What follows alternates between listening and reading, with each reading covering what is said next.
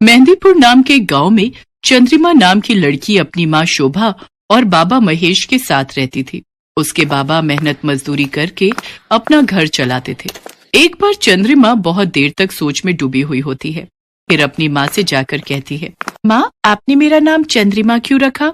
क्योंकि मेरी बच्ची, जब तू पैदा हुई थी तो चांद की तरह तेरा मुखड़ा चमक रहा था, तभी तेरे बाबा ने तेरा नाम चंद्रिमा रख दिया। अच्छा माँ, क्या मैं कभी आसमान में रहने वाले चंदा मामा से मिल सकती हूँ? क्या? ऐसा कभी नहीं हो सकता मेरी बच्ची। चंद्रिमा दुखी मन से घर के बाहर आकर आंगन में बैठ जाती है और चुपचाप चांद को निहारती रहती है।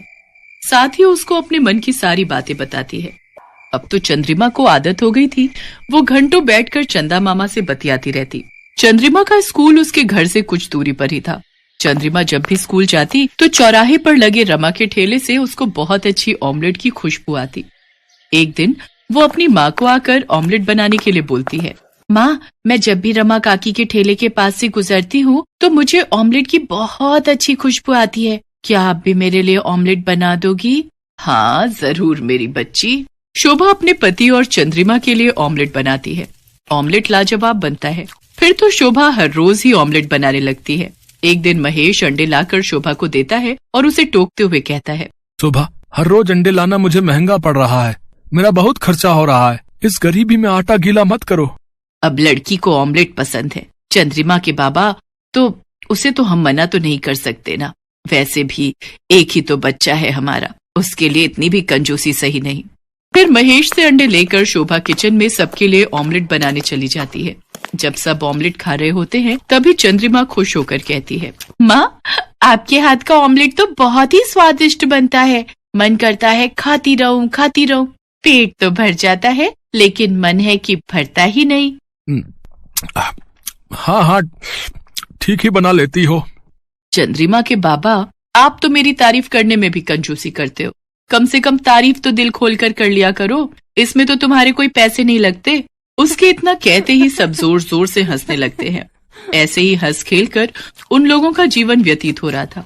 लेकिन एक दिन उनकी खुशियों को तब ग्रहण लग जाता है जब महेश शाम के वक्त मजदूरी करके घर लौट रहा होता है और अंधेरा अधिक होने के कारण एक तेज रफ्तार ट्रक उसे कुचल कर चला जाता है। उसकी मौके पर ही मौत हो जाती है। शोभा और चंद्रिमा पर दुखों का पहाड़ टूट पड़ता है। शोभा को आगे की चिंता सताने लगती है कि अब क्या होगा, इतने कम पैसों में कैसे गुजारा चलेगा, मुझे कुछ न कुछ काम तो ढूंढना ही पड़ेगा। तभी चंद्रिमा आकर शोभा से कहती है, माँ, मुझे भी बड़े स्कूल जाना है बाकी सब बच्चों की तरह। लेकिन चंद्रिमा, तुम तो जानती ही हो, तुम्हारे बाबा के जाने के बाद पैसों की कितनी किल्लत रहने लगी है। मैं खुद किसी काम की तलाश में हूँ, लेकिन मेरी तो कुछ समझ नहीं आ रहा कि आखिर मैं क्या काम करूँ। आप भी रमा आंटी की तरह ऑमलेट की दुकान खोल लो। वैसे भी आपके हाथों के ऑमलेट का जो स्वाद है वो तो पूरी दुनिया में कहीं नहीं होगा। शोभा को उसकी बात बिल्कुल सही लगती है और वो बचे हुए पैसों से अंडे की ट्रे खरीदती है। साथ ही सारा जरूरी सामान भी खरीद लाती है। कुछ ही दिनों में शोभा ऑमलेट बनाकर बेचने लगती है। स्वादिष्ट होने के कारण उसके ग्राहक दिन पर दिन बढ़ते जाते हैं। ताजा ताजा गर्मा गर्म ऑमलेट, जो एक बार खाएगा वो बार बार आएगा। धीरे धीरे शोभा के हाथों का ऑमलेट काफी फेमस हो गया और लोग दूर दूर से उसके ऑमलेट खाने के लिए आने लगे। उसका ठेला लगाते ही रमा के ग्राहक कम होते चले गए। ये देख रमा को शोभा से बहुत जलन होने लगी और इसी के चलते एक दिन रमा ने चुपके से शोभा के मसालों में जहर मिला दिया और देखते ही देखते उसके ग्राहक मरने लगे। हाय देखो देखो, इस जहरीली नागिन ने कितने लोगों को मौत की घाट उतार दिया। हाय हाय, ये तो ऑमलेट में जहर मिलाती है जिससे हमारे गांव के लोगों की मौत हो रही है। पहले तो अपने पति को डस गई और अब हम सबके पीछे पड़ी है। हाँ हाँ, ये तो नागिन है नागिन। इसको और इसकी बेटी को जल्दी से इस गांव से बाहर निकाल फेंको। नहीं नहीं, मेरी माँ ने कुछ नहीं किया, वो तो बेकसूर है। मैंने सच में कुछ नहीं किया, ये सब झूठ कह रहे हैं। लेकिन कोई भी उनकी बात नहीं सुनता और उन दोनों को धक्के मारकर गांव से बाहर निकाल फेंकते हैं। दोनों गांव के बाहर सड़क के किनारे बैठे हुए होते हैं कि तभी चंद्रिमा रोते हुए चांद की तरफ देखती है और कहती है, चंदा मामा, आज मुझे और माँ को आपकी मदद की बहुत जरूरत है। प्लीज कुछ करो ना। अब हम दोनों कहाँ रहेंगे चंदा मामा, हमें अपने पास बुला लो ना। शोभा झट से उसे गले लगा लेती है और रोते हुए कहती है, अब कुछ नहीं हो सकता मेरी बच्ची, अब कोई हमारी मदद नहीं करेगा। रोते रोते दोनों एक दूसरे से लिपट कर वहीं सो जाती हैं। फिर जैसे ही चंद्रिमा और शोभा की आंख खुलती है तो वो दोनों चांद पर होती हैं और खुद को चांद पर पाकर चंद्रिमा तो फूले नहीं समाती, मानो जैसे उसका सालों का कोई सपना सच हो गया हो। वो सामने देखती है तो उन दोनों के लिए एक महल जैसा घर बना हुआ था। उसके अंदर सुख सुविधा की सारी जरूरी चीजें होती हैं। साथ ही उनके लिए ढेरों सुंदर सुंदर कपड़े गहने होते हैं और रसोई घर में खूब सारा राशन और ढेरों अंडे रखे होते हैं। ये सब देखकर चंद्रिमा और शोभा बहुत खुश होती हैं। तभी चंद्रिमा अपनी माँ से कहती है, माँ, मुझे बहुत जोरों की भूख लगी है, जल्दी से मेरे लिए ऑमलेट बना दो। और हाँ, आज 3 ऑमलेट बनाना। 3 क्यों? एक मेरे लिए, एक आपके लिए और एक मेरे चंदा मामा के लिए। आखिर चंदा मामा को भी तो पता चले कि आप कितना स्वादिष्ट ऑमलेट बनाती हो। शोभा हंसने लगती है और फिर रसोई घर में जाकर ऑमलेट बनाने लगती है। तभी चंद्रिमा जोर से चंदा मामा को आवाज लगाते हुए कहती है, चंदा मामा, चंदा मामा, कहाँ हो तुम? जल्दी से आ जाओ। इसके बाद चंदा मामा वहाँ पर आते हैं।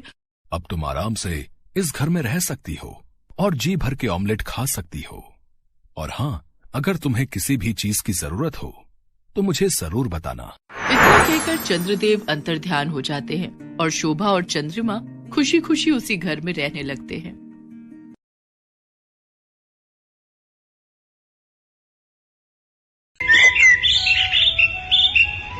टिल्लू एक गरीब कबाड़ी था जो दिन भर कूड़ा बिनता था और फिर उसे बेचकर अपना और अपनी पत्नी गिन्नी का पेट पाल रहा था। टिल्लू और गिन्नी की शादी को 4 साल पूरे होने को थे और अब वो 2 से 3 होने जा रहे थे। अरे अरे, ये क्या कर रही है गिन्नी? छोड़ इसे, ला मुझे दे, मैं कुएं से पानी लेकर आता हूँ। क्या क्या करोगे आप भी? पहले ही सारा दिन धूप में इधर उधर भटकते रहते हो और अब मेरी वजह से ये सब भी करोगे? तो क्या हुआ? और वैसे भी बच्चा तो हम दोनों का है ना, उसकी खातिर अगर थोड़ा बहुत ज्यादा काम कर भी लिया तो क्या फर्क पड़ता है? फर्क पड़ता है जी। अब मुझसे आपकी ये हालत और नहीं देखी जाती। मेरी मानो तो बच्चे के पैदा होने से पहले कहीं और रहने का इंतजाम कर लो। यहाँ बहुत परेशानी होती है, पानी लेने भी कितनी दूर जाना पड़ता है और तो और अपनी झोपड़ी के पास कितना घना जंगल है। दिन रात यही डर लगा रहता है कि कहीं कोई जंगली जानवर न धमक पड़े कभी। बोल तो तू ठीक रही है गिन्नी, लेकिन अपनी हालत भी तो तू जानती है ना। कबाड़ बेचकर जो पैसे मिलते हैं उससे खाने पीने का भी ठीक से जुगाड़ नहीं हो पाता। ऐसे में कहीं किराए पर कमरा कैसे लेंगे? माना कि यहाँ थोड़ी दिक्कतें हैं, लेकिन ये जगह जैसे भी है तो मुफ्त की ना। इतना कहकर टिल्लू कुएं की तरफ चल दिया। टिल्लू ने गिन्नी को तो समझा दिया, लेकिन वो खुद को नहीं समझा पा रहा था। ठीक ही तो कह रही है गिन्नी, ये जगह वाकई में रहने लायक बिल्कुल भी नहीं है। ये कुआं, इसमें भी बस नाम भर को ही पानी बचा है। हे भगवान, क्या क्या सपने देखे थे मैंने कि एक दिन चांद पर जाकर अपना घर बसाऊंगा, लेकिन यहाँ तो पृथ्वी पर ही ढंग का बसेरा नहीं मिल रहा। और अब तो मेरा बच्चा भी इस दुनिया में आने वाला है, क्या उसका नसीब भी मेरी तरह ही होगा?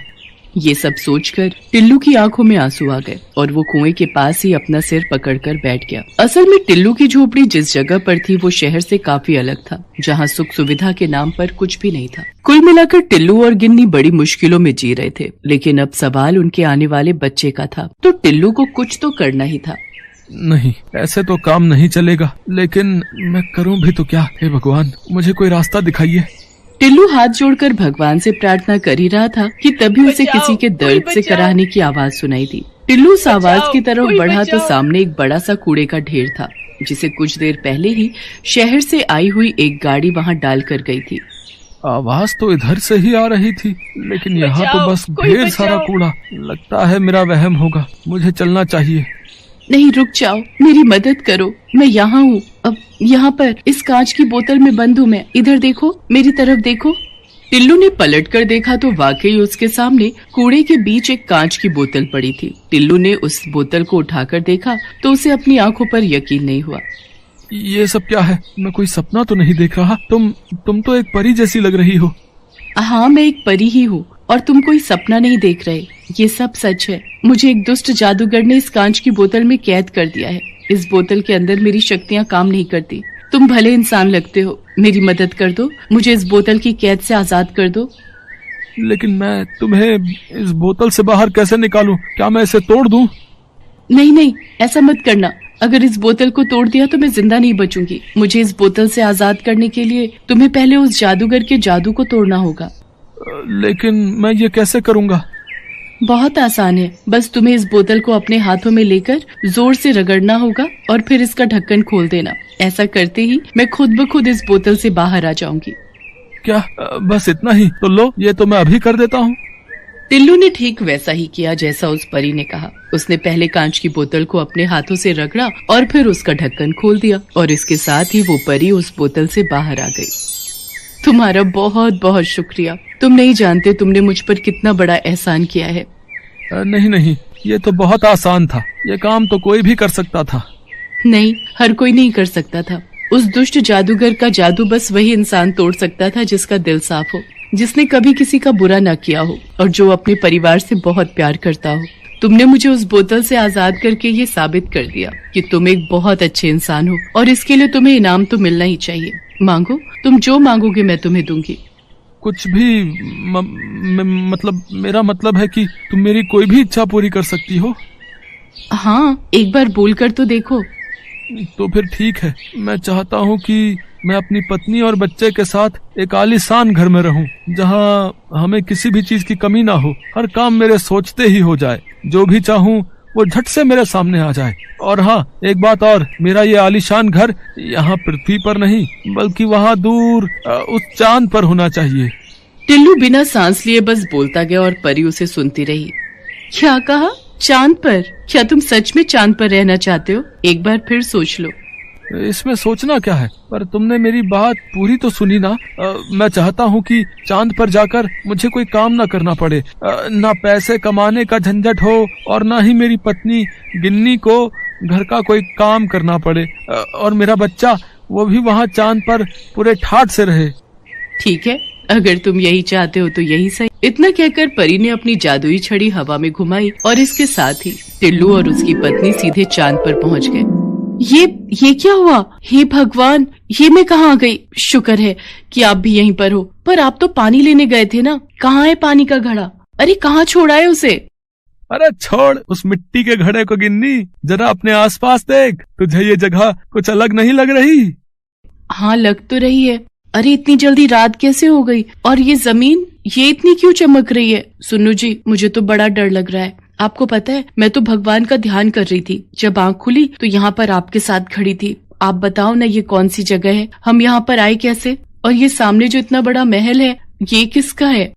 टिल्लू गिन्नी को पूरी बात बताता है और फिर दोनों उस आलीशान महल के अंदर जाते हैं जो उनके ठीक सामने था। पूरे महल में उनके सिवाय और कोई भी वहाँ पर नहीं था, लेकिन टिल्लू और गिन्नी की जरूरत की हर चीज वहाँ पर थी। गिन्नी, अब सारी जिंदगी मौज में काटेंगे। अपना बच्चा भी एक राजकुमार की तरह पैदा होगा और यहीं पर बड़ा होगा। अब हमें ना तो कोई काम करने की जरूरत है और ना ही कोई चिंता करने की। हाँ, लेकिन यहाँ तो बस हम ही हैं और कोई भी नहीं। हम ऐसे कैसे जिएंगे जी? ओफो, तुम औरतों को समझना भी ना बड़ा मुश्किल है। अब बताओ, मेम साहब को चांद पर रहकर भी चैन नहीं है। बात वो नहीं है जी, जरा अपने बच्चे के बारे में भी तो सोचिए। क्या वो सारी जिंदगी सिर्फ हमें देखकर ही बड़ा होगा? यहाँ चांद पर हमारे अलावा कभी कोई रहने नहीं आएगा, तो आखिर हम कब तक इस ऐशो आराम के साथ खुश रह पाएंगे यहाँ? मुझे आराम चाहिए था, लेकिन इतना नहीं कि जीवन का रस ही खत्म हो जाए। लेकिन वहाँ पृथ्वी पर कितनी मुश्किलें हैं, तुझे याद है ना? मुझे सब याद है जी, और मैं ये भी जानती हूँ कि आज नहीं तो कल आप अपनी मेहनत से उन सारी मुसीबतों का हल ढूंढ ही लोगे और हमारा बच्चा भी हमेशा खुश रहेगा वहाँ अपनी दुनिया में। लेकिन गिन्नी, अब हम चाहकर भी इस चांद को और यहाँ बने अपने इस घर को छोड़कर वापस नहीं जा सकते। उस परी से मैं बस एक ही इच्छा मांग सकता था जो मैं मांग चुका हूँ, और अब वो परी कहाँ है मैं तो ये भी नहीं जानता। इतना कहकर टिल्लू उदास हो जाता है, लेकिन तभी वहाँ एक तेज रोशनी होती है जिसके बीचों बीच वही परी खड़ी थी जिसके जादू से टिल्लू और गिन्नी चांद पर पहुँचे थे। परेशान मत हो टिल्लू, मैं तो पहले ही जानती थी कि तुम्हें चांद की ये दुनिया रास नहीं आएगी, लेकिन तुम्हारी इच्छा को तो मुझे पूरा करना ही था। गिन्नी ने बिल्कुल सही कहा। तुम और तुम्हारा परिवार वहाँ अपनी दुनिया में ही खुश रह सकोगे। तो बोलो, अब तुम क्या चाहते हो? चांद पर बना ये आलीशान महल या पृथ्वी पर बनी वही पुरानी झोपड़ी? टिल्लू और गिन्नी ने एक दूसरे की तरफ देखा और फिर फौरन पृथ्वी की तरफ इशारा कर दिया। उनके ऐसा करते ही परी ने अपनी जादुई छड़ी घुमाई और उसके साथ ही टिल्लू और गिन्नी वापस पृथ्वी पर पहुंच गए। लेकिन इस बार काफी कुछ अलग था। टिल्लू की टूटी फूटी झोपड़ी की जगह पर एक छोटा लेकिन पक्का मकान था। पास में ही एक खेत था जिस पर हरी भरी फसल लहरा रही थी। साथ ही साफ पानी से भरा हुआ एक कुआं भी था जो टिल्लू के घर के बिल्कुल नजदीक था। टिल्लू के लिए ये सब उस परी ने ही किया था और ये बात टिल्लू और गिन्नी भी समझ चुके थे। दोनों ये सब पाकर बहुत खुश थे क्योंकि आखिरकार उन्हें अपना सपनों का घर जो मिल गया था।